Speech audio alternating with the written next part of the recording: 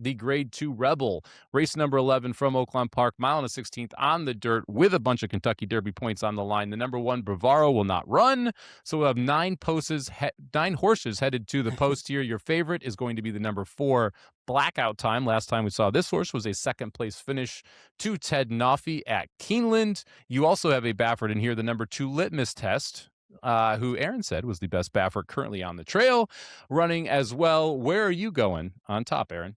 Well, I'm going to take a little bit of shot here because I don't really love Litmus Test or Blackout Time all that much at the projected price. I do think the morning line's a little bit off. I think you're going to get more like 5 to 2, 2 to 1 on Litmus Test and Blackout Time both. There won't be that gap. But I'm going to go away. I don't love him enough to play him at a shorter price. I went number 3 Class President on top. I'm very excited to see this horse stretch out in distance. This horse is by Uncle Mo out of a Quality Road mare. I think a mile and a 16th, a mile and an eighth. That's what this horse wants to do. He debuted in a one-turn mile. I thought it was one of the best maiden special weights we've seen this year at Gulfstream Park. That was on December 27th. I really, really was impressed by it. He ran in the 7-furlong swale last time out. Now, the reason he did that, they were trying to run in a mile and a 16th allowance race there at Gulfstream, and the race did not fill. And so he was ready to run, so they said, well, we'll just try in the swale. If you go back and watch that race, Class President ran a winning race in the swale, but he was in there with Solitude Dude, a horse we talked about, was just a really, really good sprinter. Class President was never going to catch him. Now we're getting what he wants to do, a mile and a 16th. We're shipping here to Oaklawn. I think that's a good sign. I don't think Pletcher's going to waste his time shipping one that he doesn't think has a chance. I'm ready for this horse to run a mile 16th. I think you're getting the right price. I think you're catching a field where if you're decent and you're kind of up and coming and you're ready to run a big race, I think you can beat these horses that are favored over him. So I'm going to go number 3 Class President on top. I don't hate the idea here. I think Class President's going to be awfully interesting coming out of that swale, and what the pace is going to look like in this race, I think, is going to be fascinating, as well as the 2, 3, and 4 all have early speed. So does the horse to the outside, the number 10 Soldier and Diplomat. And that is where I'm going to end up on top here. We talked about the Southwest. We had Silent Tactic, who's back here. Silent Tactic won at 12 to 1 that day, 9 to 2 today. No thanks. Nope. Price is wrong now. Price was right before. We're not going to take that shot.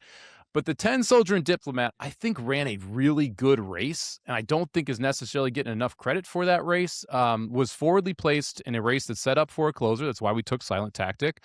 I thought that Soldier and Diplomat actually did a great job hanging on for second, was able to take the lead in the top of the stretch, then just get blown by Silent Tactic. But this time, I think Soldier and Diplomat has a much better setup here. I think breaking from the 10 means that you're going to try and clear. If the 10 clears, I think Soldier and Diplomat has the opportunity to take this field gate to wire. And that, to me, is why I'm going to go in for a shot here with the number 10 Soldier and Diplomat at the 10 to 1 price. Look, I agree with you. I think Class President's interesting at 10 to 1. I don't think Litmus Test gets the lead. I don't think Blackout Time gets the lead. I think one of our 2 horses does. And whoever does, I think, is really dangerous. We're just going to go in a different direction with which horse I think we're each going to pick here. I really like how we both kind of see this of like, let's just try to take a shot. Not necessarily, oh, let's just try to take a shot, but this is a good spot to take a shot is what I should say. And, you know, I don't think you could say enough good things about how hard Soldier Diplomat tries. He is such a hard trier. And look, he's good too. I'm not saying, oh, he just a Johnny Tryhard. Like, he's a good horse too. But you know, he doesn't pack it in. He's been beaten by some decent horses. Last time out, you know, Silent Tactic got a great setup. It was able to just fly by, but man, Soldier Diplomat really fought to beat those other horses. The race 2 back, Further Ado's a really nice horse. Soldier Diplomat made it hard on him. He fought him all the way. 3 races back, he really exploded down the lane and just won very easily over a decent field as well. So he's going to show up, and I think that's like the best thing you could say about him. You're going into this race knowing he's going to run his game, and if it's good enough, you're going to win. If not, he's still going to give you an effort. So I'm with you. I viewed him more as like a second or third place horse here, kind of because of the last 2 races and what we've seen, but I don't hate the pick at all. And again, I think you're legitimately going to get a good price on either one, the 3 or the 10. So I'm with you. Yeah, to me, the 10's just a little more proven than the 3, but I wouldn't talk you off Class President either here. The 4 Blackout Time we mentioned is going to be your favorite. The 2 Litmus Test going to be your second choice. I think it's going to be back and forth between favoritism between the two. Of the two, I like Blackout Time more. This horse's original effort at Churchill Downs showed the ability to at least pass horses, which I think is relevant in this spot because I don't think Blackout Time gets the lead here.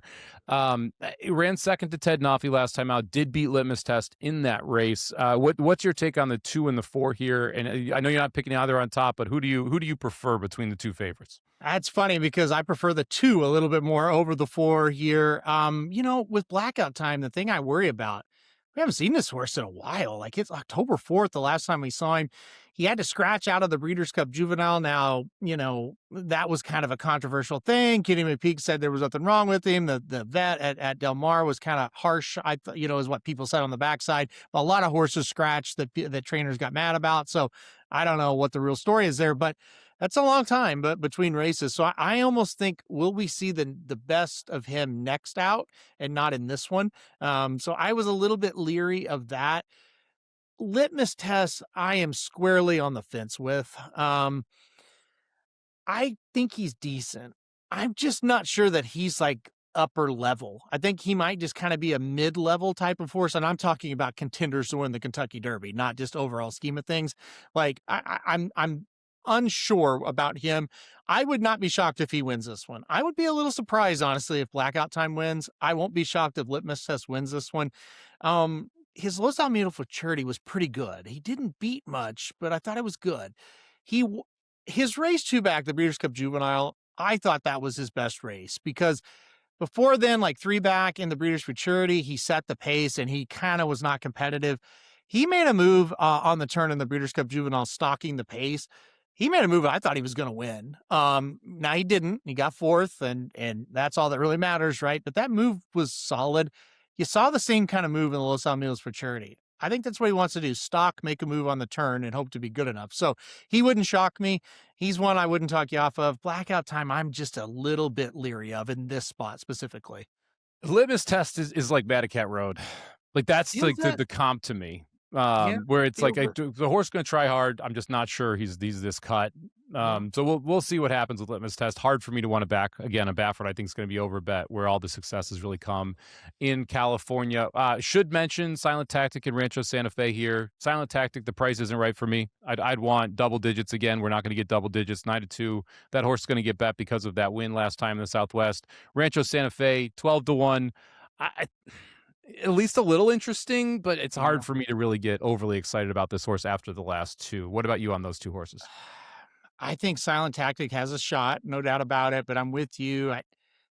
I don't know what the setup's going to be like this time. I think it was just perfect last time out. I also think there's a little bit better caliber of horse in this one, so I don't love him to win. Rancho Santa Fe, man, I don't know what to make it. He just runs in spots. He's kind of a weird horse. He was backing up on the turn in the last race, and then he came running again. I just can't do it. I know he gets IRAD. That's good, but I just can't do it with this horse. No. Yeah, I mean, he had Pratt last time. I wouldn't be shocked if Rancho Santa Fe wins, but I also will not be using him here. So he will beat me if he is able to get into the winner's circle.